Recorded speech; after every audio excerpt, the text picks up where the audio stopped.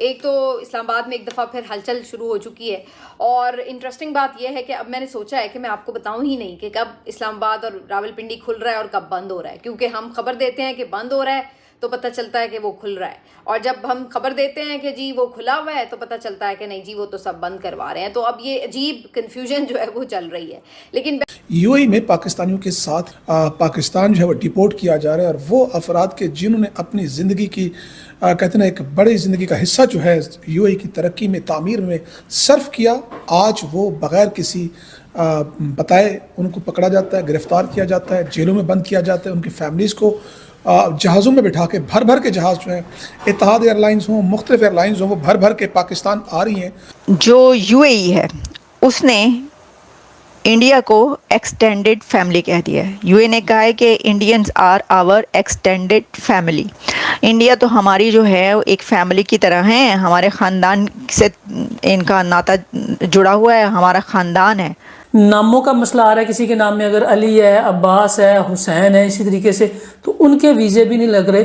पाकिस्तानियों को वहाँ से डिपोर्ट किया जा रहा है, जिनके वीज़े लगे हुए थे उनके वीज़े कैंसिल किए जा रहे हैं। जनाब मुत्तहिदा अरब अमारात जो है वो चुन चुन के अहले तशियों को जो कि पाकिस्तानी पासपोर्ट रखते हैं या पाकिस्तानी हैं वो मुत्तहिदा अरब अमारात से निकाल रहा है, और उनको जो है सिर्फ इसलिए कि उनके नाम के साथ हसन आता था, हुसैन आता था, अली आता था, अब्बास आता था, इस तरह के नाम। और मोस्टली हमारे यहाँ सिर्फ ये नहीं कि अहले तशय्युह में नाम हो, अहले सुन्नत में भी ये नाम राइज हैं, और उनको अपनी सफाई का मौका भी नहीं दिया गया कि आखिर किस वजह से आप ये इकदाम कर रहे हैं। बहरहाल इस मरतबा एक दफ़ा फिर इस्लामाबाद और रावलपिंडी को बंद किया जा रहा है। इसके तमाम तर कारोबारी मराकज़, जितने भी हॉस्टल्स हैं वो खाली कराए जा रहे हैं। मेरियट और दीगर जो यहाँ पे सरीना होटल वगैरह हैं उनकी बुकिंग्स जो हैं वो कैंसिल करके और वेकेट करने के लिए कहा जा रहा है जो वहाँ पे मेहमान मौजूद हैं। तो क्या इस वक्त लग रहा है, इसके ऊपर बात करेंगे। आप वीडियो के ऊपर अपना सुझाव दे सकते हैं। आपको वीडियो किस तरीके चाहिए कमेंट बॉक्स में ज़रूर बताइए। चैनल को लाइक, शेयर और सब्सक्राइब कीजिए। जय हिंद। उनके साथ 3-3 दहाइयाँ उन्होंने यूएई में खिदमत सर अंजाम दिए हैं। आज अचानक जो है ये क्या हो गया यूएई को, इसके रवैये में क्यों तब्दीली आई कि इजराइल के साथ और इंडिया के साथ ताल्लुकात क्या अच्छे हुए कि पाकिस्तानियों के लिए जीना दो भर हो गया। वरना ये जिनके मैं नाम बता रहा हूँ कि इस तरह के नामों को निकाला जा रहा है, वो सऊदी अरब में भी का खिदमत अंजाम दे रहे हैं, वो बहरैन में कर रहे हैं, वो कुवैत में मौजूद है, वो जितनी भी 16-17 यहाँ पर रियासतें छोटी छोटी सब में काम कर रहे हैं। लेकिन वाई ओनली यूएई? यूएई में ये मामला क्यों है? ये सबसे बड़ा तशवीश तलब मामला है।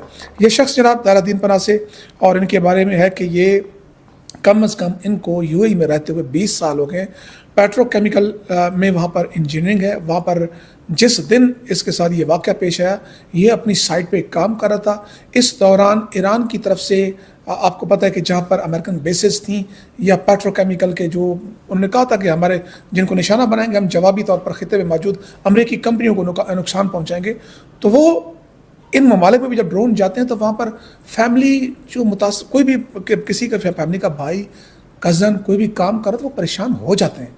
और जब उसकी बेबी उसके साथ थी, जब वहाँ पर पता चला कि फ़लाँ साइट पर अटैक हुआ है, मिसाइल गो के वहाँ पर गिराया जा चुका है, लेकिन उस फैमिली के लिए तो परेशानी थी। उसकी मिसेस ने अपने शोहर से रब्ता किया तो उसने सिर्फ इतना जवाब दिया, परेशान ना हो, वो डिफ्यूज़ हो गया और मैं घर आ रहा हूँ। खैर वो शख्स जिसका ताल्लुक दारादीन पनाह से, डीजी खान से है, इन इलाके से, वो वहाँ से घर की तरफ जाता है, घर पहुँचता है। घर पहुँचते ही उसे एचआर की तरफ से कॉल आती है कि फौरी तौर पर अब ऑफिस पहुँचो। वो बेबी कहता है कि मुझे कॉल आई है, मैं जा रहा हूँ। बहरहाल क्योंकि इस तरह के केसेस रिपोर्ट हो रहे थे कि इस तरह के वाक़यात हो रहे हैं कि लोगों को डिपोर्ट किया जा रहा है, जैसे ही वो पहुँचता है वो सिर्फ घर इतना मैसेज कन्वे कर पाता है कि पहली फ़्लाइट से कोशिश करो यहाँ से मुल्क छोड़ो और घर जाओ, अपनी मिसेस को और अपने बच्चों को। बस उसके बाद आज तक जब मैं आपसे बात कर रहा हूँ, यानी कि 3 अप्रैल का वाक़या है और आज 17-18 अप्रैल हो चुकी है, अभी तक टिल टुडे उस बंदे का कोई नहीं पता कि क्यों उसको किया गया, क्या मसला है। पासपोर्ट आपके पास है, हर चीज़ उसके पास है, और जुल्म की बात यह है कि वो लड़का 20 साल में न सिर्फ उसने तामीर और तरक्की में यूएई की खिदमत सर अंजाम दी, बल्कि वो अपना फ्लैट तक परचेज़ कर चुका था कि वो किराए से बच सके। यानी कि इतनी उस मुल्क में उसको था। ज़ाहिर है कि जो भी पाकिस्तानी काम कर रहा होता है, रिस्क कमा रहा है, पाकिस्तान पैसे भेज रहा है, उसकी फैमिली चल रही है, तो वो इसलिए प्रॉपर्टीज़ खरीद रहे हैं। तो उसने प्रॉपर्टी खरीदी हुई थी, करोड़ों रुपए की प्रॉपर्टी वहीं पे रह गई। उसके बच्चे जो हैं वो इस टाइम पाकिस्तान आ चुके हैं। वो बता रहे थे कि उनको एक अकूबत खाने में बिठा के ऊपर कैमरा फिट करके नंगा करके उनके साथ जो सलूक किया जा रहा है वो इंसानियत सोज है, वो परेशान कुन है। जो यूएई है उसने इंडिया को एक्सटेंडेड फैमिली कह दिया है। यूएई ने कहा है कि Indians are our extended family. India तो हमारी जो है एक फैमिली की तरह है, हमारे ख़ानदान से इनका नाता जुड़ा हुआ है, हमारा ख़ानदान है। यानी यूएई के जो एम्बेसडर हैं इंडिया में, उन्होंने कहा है कि जी जो इंडियंस वहाँ पर काम करने के लिए यूएई में जाते हैं और गए हुए हैं, जो कि मिलियंस हैं यूएई में, वर्क फोर्स इंडिया की बहुत ज़्यादा, कतर में बहुत ज़्यादा और कई कंट्रीज़ ऐसे हैं, पाकिस्तान की भी बहुत ज़्यादा, लेकिन इंडिया की तो बहुत ही ज़्यादा। ऑब्वियसली इंडिया की पॉपुलेशन भी ज़्यादा और फिर उनके पास स्किल्स भी ज़्यादा होती हैं, इसलिए तो उन्होंने जो यूएई है उसका कहना है कि ये हमारे ख़ानदान की तरह, हमारे बच्चों की तरह, हमारी एक्सटेंडेड फैमिली है, ये कोई मसला ही नहीं है, कोई गल ही नहीं पाए। अब ठीक है, वो ये कह सकते हैं और ये देखा जाए तो इतनी बड़ी बात नहीं कि भाई वो इतने जो वर्कफोर्स वहाँ पर है और उन्हीं के वो एम्बेसडर हैं कंट्री में, तो वो ये कह सकते हैं, ठीक है। लेकिन इसमें एक बात है, अब इसमें लोग इसको कंपैरिजन कर रहे हैं। कैसे? एक तरफ वो कहते हैं कि जी भिखारियों को ले जाओ यहाँ से अपने, पाकिस्तान को यूएई वाले, सऊदी अरबिया वाले, कतर और जितने भी गल्फ स्टेट्स क्या कहते हैं कि ये अपने लोगों को, भिखारियों को ले जाओ यहाँ से, ये सड़कों पे भीख मांगते हैं, हम नाक में दम कर दिए। और ये प्रॉब्लम मैं नहीं कह रही, ये सेनेट में जो है वो वहाँ पर डिस्कशन होती रही और होती रहती है अक्सर, और फिर इसके ऊपर एक्शन लिया गया और वहाँ से लोगों को जो, अच्छा पाकिस्तान से जहाज़ भर भर के भिखारी वहाँ पर जाते हैं, यूएई और सऊदी अरेबिया वगैरह। तो ज़ाहिर शर्म की बात है, उन्होंने खप डाल दी वहाँ पे। उन्होंने कहा ये क्या हो रहा है, अब अंदाज़ा करो, मतलब आप कितने टेक्निकल हैं वो, ये सोचें आप कितना टेक्निकल है वहाँ का भिखारी, कि उसने अपनी एक वो बना ली, उसने कहा लो, मतलब कि मैं कहती हूँ भाई जो भी है वो क्या बात है, वो अलग ही चीज़ है, वहाँ की हर चीज़ अलग चीज़ है। भिखारी भी कैसी जुगाड़ लगा ली उन्होंने कहा मुल्क के अंदर मांगेंगे हम, हमें ऐसा समझा हुआ है दूसरे कंट्रीज़ के भिखारियों की तरह, अरे हम तो फ़ॉरेन में जाके मांगेंगे, फ़ॉरेन करेंसी हम लेंगे, रियाल लेंगे, तुम लोगों से मांगेंगे, अपने लोगों से, तुम लोगों की जेबों में है क्या, तुम खुद भिखारी हो।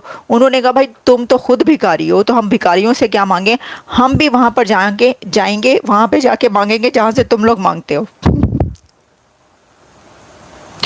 तो वो भी वहाँ पे चले गए। अब खबर ये नहीं है जो मैंने आपको तफसील दी है, नहीं, खबर ये है कि यूएई ने इंडिया को ये कहा है कि आप हमारे ख़ानदान की तरह हैं, वहाँ पे काम करने वाले लोग।